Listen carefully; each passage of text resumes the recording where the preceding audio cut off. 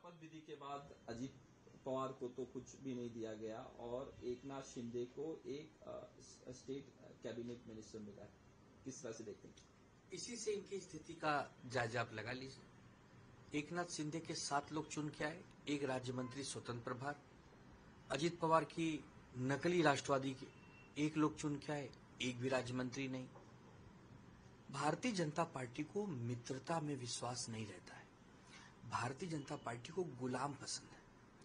Bharatiya Janata party को जब आपकी आवश्यकता होती है तो आपको बगल में बिठाती है, आपका सेवा सत्कार होता है।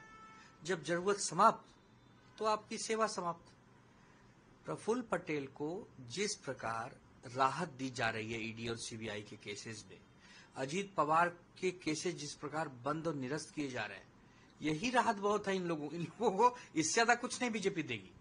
और ये तो भी केंद्र में इनकी फर्जियत हुई है, अभी राज्य में बाकी है। महाराष्ट्र राज्य में 105 सीटों से ज्यादा बीजेपी के पास है। एकनाथ शिंदे और अजीत पवार के पास कुछ सीटें। अब अजीत पवार को यहां भी समझौता करना पड़ेगा। बीजेपी दबाएगी। बीजेपी केवल ये जानती है कि आप मेरे कितने काम के हैं। आप काम के हैं तो आइए साथ में, आप काम के नहीं है तो जाइए दूर। तो प्रफुल्ल पटेल हो, अजीत पवार हो, इनकी महाराष्ट्र में बड़ी दुर्गति होने वाली है। आने वाले विधानसभा चुनाव में जो छगन भुजबल कहते थे इस बार हम 90 सीटें मांगेंगे, अरे 9 सीटें मिलेंगी, 9 वो भी बीजेपी नहीं देगी, नहीं तो ईडी सीबीआई बैठी है साथ में।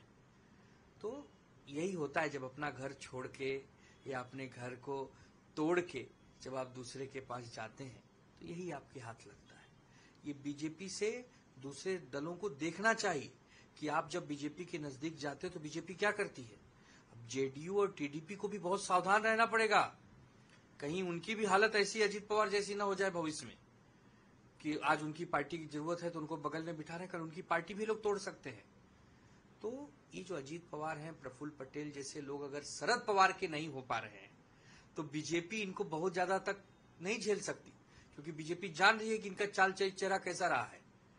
तो इनको कुछ भी नहीं मिलने वाला है और इनको राज्य मंत्री तो छोड़िए, इनको नगर सेवकों के टिकट में भी समझौता करना पड़ेगा, उसमें भी इनको कुछ नहीं मिलने वाला। बीजेपी अपने बराबरी के लोगों को अपने बगल में बिठाती है, अपने से छोटों को दूर का रास्ता दिखाती है। और अजीत पवार और प्रफुल्ल पटेल का कद बीजेपी के सामने इस समय बहुत छोटा हो गया है, बहुत मतलब बहुत ही। तो भारतीय जनता पार्टी हमेशा से अपने सहयोगी के साथ ये करते आई है, वही आज कर रही हुई, कल भी करेगी। ये अजीत पवार जितने जल्दी समझ जाएं उनके लिए, उनके भविष्य के लिए बेहतर होगा।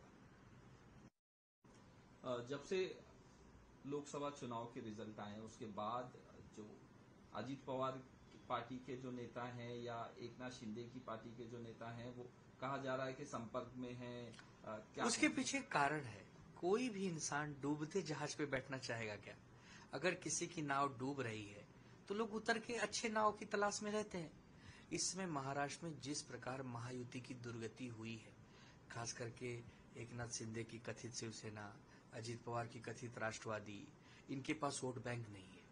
ये देखते हुए जो आगामी विधानसभा के चुनाव महाराष्ट्र में होने वाले हैं, एकनाथ शिंदे के शिवसेना के लोग और अजीत पवार के राष्ट्रवादी के लोग हमारी पार्टी के प्रमुख के संपर्क में हैं, रोग आ रहे हैं, आना चाहते हैं, लेकिन किस मुंह से आए, नजर नहीं मिला पा रहे हैं, क्योंकि धोखा दिए ना हमें। हमारे सिंबल पर, हमारे नाम पर चुनकर आए, हमारे पार्टी के नेतृत्व का सहारा लेकर चुन के आए। आज जब उनकी स्थिति खराब हो गई है, वापस आना चाहते हैं। 1-2 नहीं, 20 का आंकड़ा है। एकनाथ शिंदे की कथित शिवसेना के तो 20 से ज्यादा विधायक और 3 से ज्यादा सांसद ऑलरेडी संपर्क में है, किसी भी समय आ सकते हैं।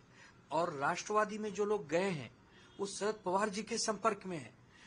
वहां तो कम से कम 30 से ज्यादा की संख्या है जो शरद पवार साहब के नेतृत्व को मान रहे हैं और उनके साथ काम करना चाहते हैं। वरना उनको पता है कि 2024 के विधानसभा चुनाव में हम सब हार जाएंगे। जब हार जाएंगे उससे अच्छा है कम से कम अपने घर वापसी कर लें। बड़े दुर्दैव, बहुत ही बुरे दिन आने वाले हैं दोनों ही पार्टियों के, क्योंकि जिस प्रकार महाराष्ट्र में ये पार्टियों को तोड़ा गया, मरोड़ा गया, कुछ हासिल नहीं हुआ। जब कुछ हासिल नहीं हुआ, ये देखकर वो लोग हमारे पास ही तो आएंगे और कहां जाएंगे, और तो किसी दल में जा नहीं सकते, क्योंकि हमारे दल में ही थे, थोड़े से दूर हुए थे। अब जब सब कुछ लुट गया, उनकी दुनिया लुट गई, तो वापस आ रहे हैं। हमारे नेताओं के संपर्क में इस समय 20 से ज्यादा विधायक और 3 से ज्यादा सांसद शिवसेना जो अपने आप को कथित कह रही उसके हैं। और राष्ट्रवादी का तो आपको मैंने बताया कि शरद पवार साहब के संपर्क में 90% राष्ट्रवादी जो अजीत पवार के साथ है वो इस समय शरद पवार साहब के साथ जाना चाहती है। तभी उनकी दुकान बचेगी, तभी उनकी नाव बचेगी, वरना उनकी नाव डूबना तय है।